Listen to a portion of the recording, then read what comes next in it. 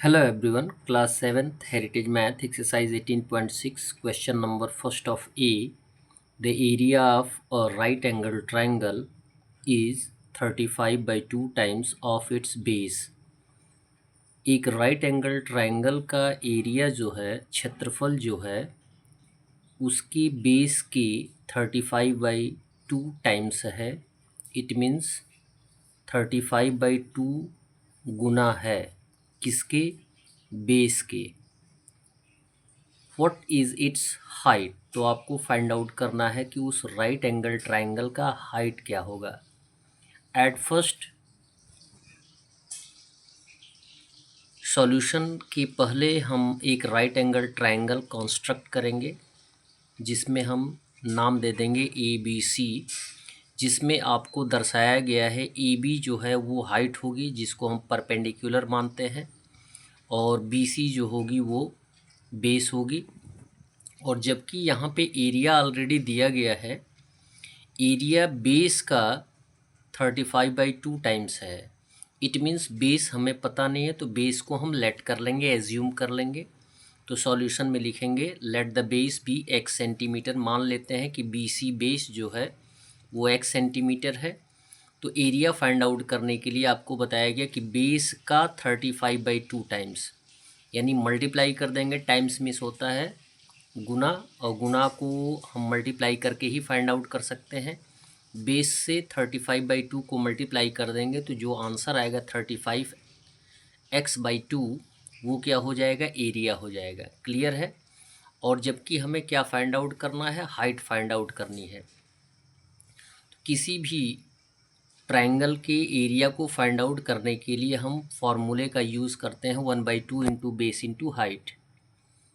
Clear है. 1/2 into base into height. जबकि हमें इस हाइट को फाइंड आउट करना है, जबकि इक्वल के राइट साइड है, इसे हम कहाँ ले जाएंगे? इक्वल के लेफ़्ट साइड, और एरिया को राइट साइड ला देंगे क्योंकि एरिया का वैल्यू हमें पता है. तो लिखेंगे और 1/2 into base into height equal area. Clear. और वैल्यू रख देंगे 1/2, बेस का वैल्यू हमने माना है एक्स रखेंगे, इंटू एच इक्वल हो जाएगा एरिया 35 x बाई 2. एच का ही वैल्यू हमें फाइंड आउट करना है तो केवल एच रखेंगे लेफ़्ट साइड, और 1/2 और एक्स को ट्रांसफ़र कर देंगे. तो एक्स एज ए मल्टीप्लिकेशन है तो यहाँ पे एज ए डिवीज़न होगा, यानी 2 इंटू एक्स भी लिख सकते हैं, लेकिन 1/x यहाँ पे लिखेंगे. क्यों लिखेंगे? मल्टीप्लिकेशन के टर्म में. जो भी मल्टीप्लिकेशन के टर्म में होता है उसको, उसका जब साइड चेंज किया जाता है तो डिवीज़न के टर्म में आता है, और जब डिवीज़न को मल्टीप्लिकेशन की कंडीशन में लाते हैं तो फ्रैक्शन क्या हो जाता है? इन्वर्स हो जाता है. वही सेम कंडीशन हमने यहाँ पे ला के लिखा है. 1/2 का भी कंडीशन वही होगा, 2/1 आ जाएगा. 2 से 2 को रिड्यूस कर देंगे, x से x को रिड्यूस कर देंगे, तो जो न्यूमरेटर के रूप में 35 है वो हो जाएगा हाइट आपका. यानी उस राइट एंगल ट्रायंगल का हाइट होगा 35 सेंटीमीटर. क्लियर.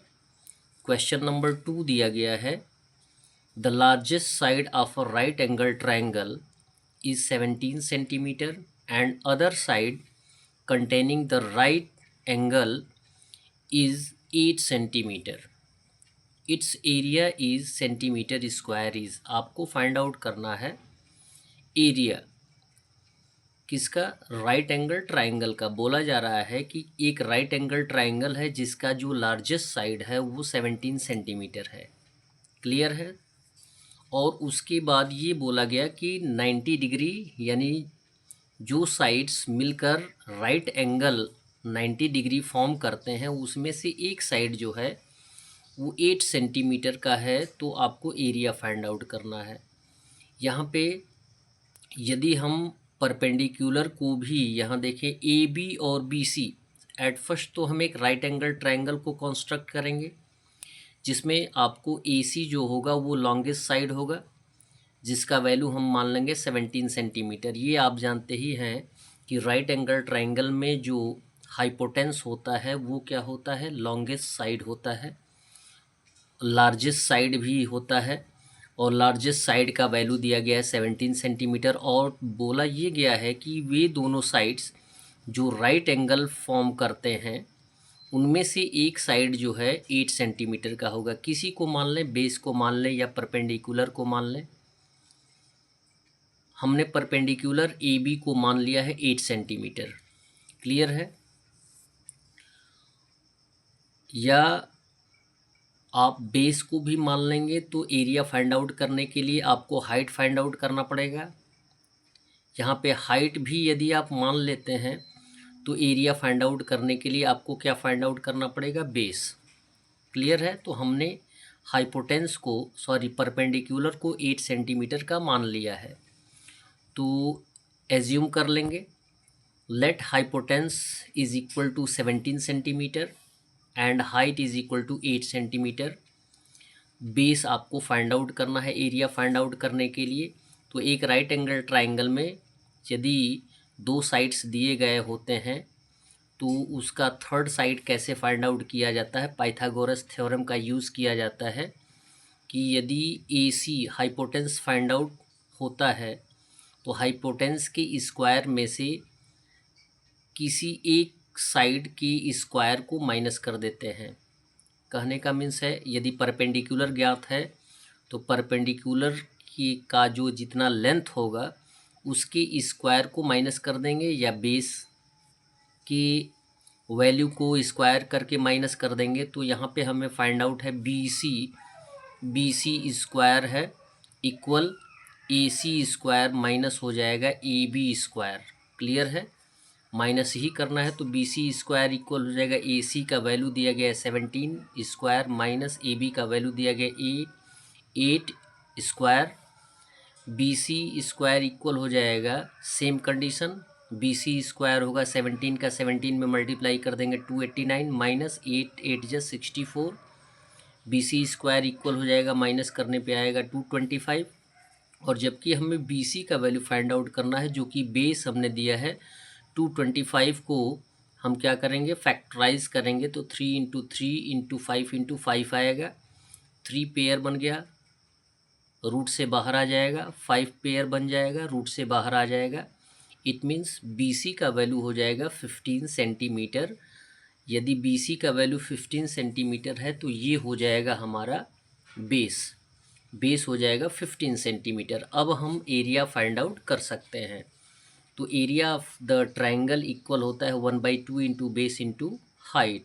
1/2 का वैल्यू 1/2 इंटू बेस का वैल्यू 15 हमने फाइंड आउट किया है, इंटू H हमने ऑलरेडी फाइंड आउट किया हुआ है 8।